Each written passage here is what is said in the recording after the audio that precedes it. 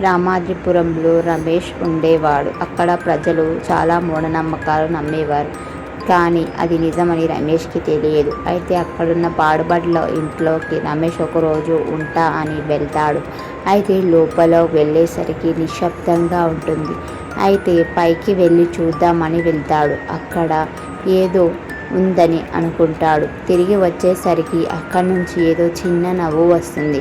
తిరిగి వెనక్కి చూడగా ఒక అమ్మాయి, తన కళ్ళలో తెల్లగుడ్డు అనేవి లేదు. అక్కడ ఉన్న రమేష్ మాయమైపోతాడు. ఆ పాడుబడ్డ ఇంట్లో డోర్లు క్లోజ్ అయిపోతాయి. అయితే మరుసటి రోజు ఆ ప్రజలు ఆ డోర్ తీసి చూస్తారు.